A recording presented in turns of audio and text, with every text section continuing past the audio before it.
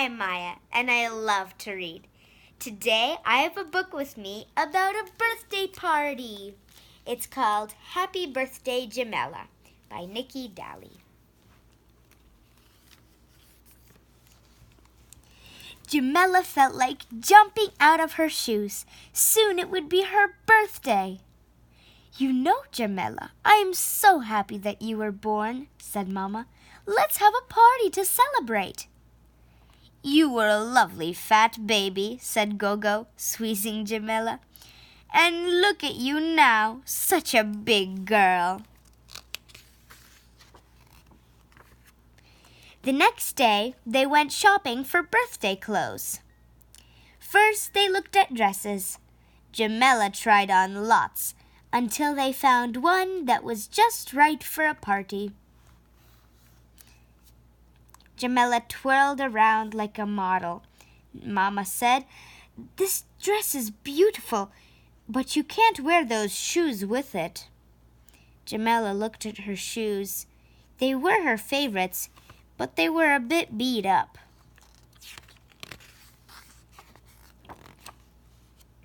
So they went to a shoe shop packed with shoes in every color and style. "How about these?" said the saleslady. "They are our princess shoes." Jamela looked down at the sparkly buckles and little satin bows. Mama looked at the price. "They're very pretty," said Gogo. "Yes, but we need shoes that Jamela can also wear to school," said Mama, giving the shoes back to the saleslady. Jamela's heart sank. She loved those sparkly princess shoes. The saleslady came back with a pair of black school shoes. "Those look nice and strong. How do they feel, Jamela?" asked Mama. "Fine," said Jamela, but she wanted to cry.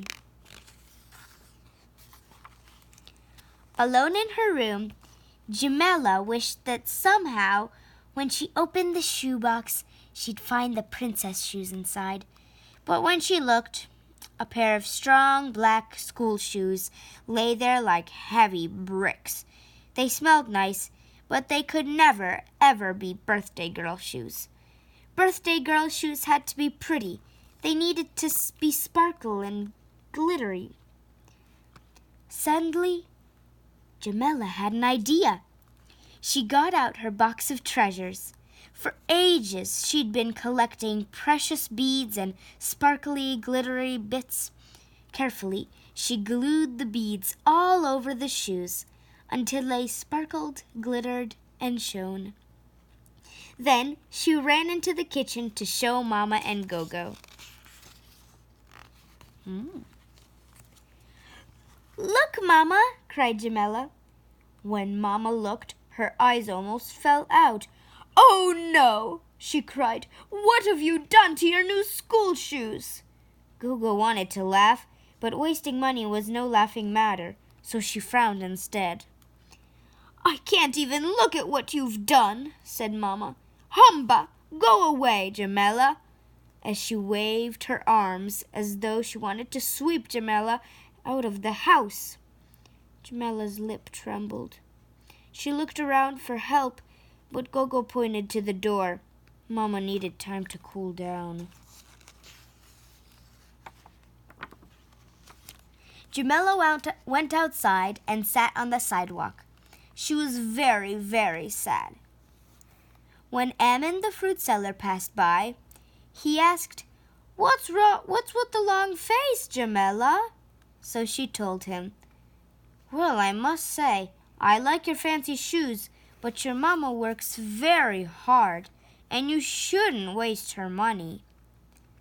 Just then, someone said, "Wow! Your shoes are absolutely fabulous!" Jamela looked up. It was Lily the artist from down the road. "You know what? Those sparkly shoes would sell like hotcakes at my stand in the market. How would you like to help me make sparkly shoes?" Jamela nodded and managed a little smile.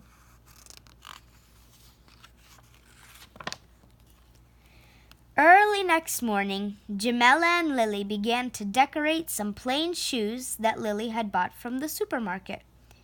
Lily had bottles and boxes of treasure. Jamela had never seen such wonderful beads. "What shall we call our shoes?" asked Lily. "Princess shoes," said Jamela. She was still thinking about those beautiful shoes she wanted so much. "Not bad," said Lily. Then she snapped her fingers and announced, "Ta-da! I think we should call them Jamela shoes, after their talented designer." Jamela beamed.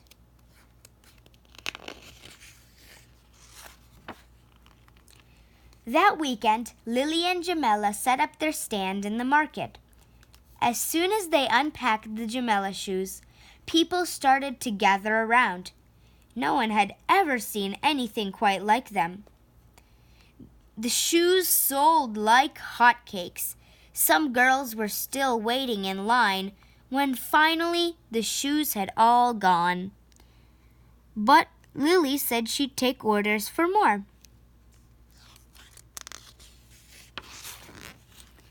At the end of the day, Lily counted up the money, then handed a bundle of bills to Jamela and said, "This is your share, partner." Jamela couldn't believe her eyes. She was rich. Now she could give Mama the money to buy her school shoes. Mama was amazed to hear that Jamela had been earning money from her sparkly shoes, and she gave Jamela a big hug, looked at the bills, and said, "This is more than enough for your school shoes." "You really are full of tricks, Jamela," cackled Gogo.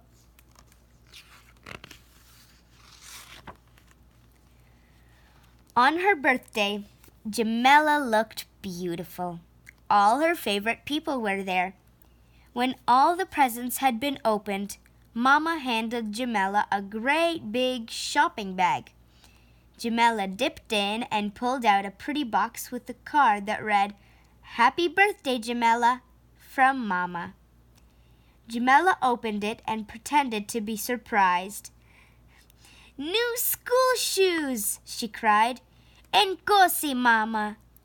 "Keep going," said Mama. "There's something else."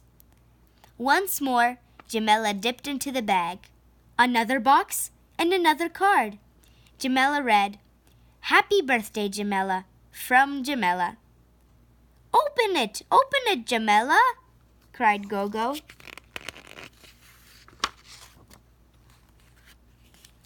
Jamela opened the lid and squealed, "Princess shoes!"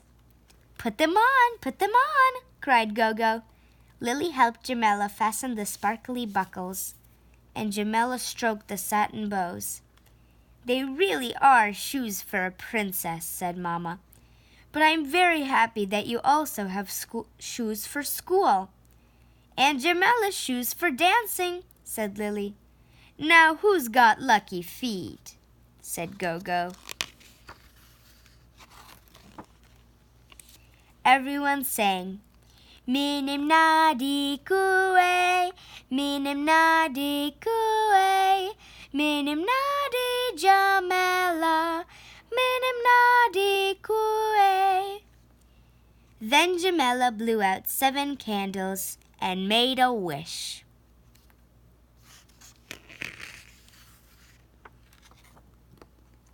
The end.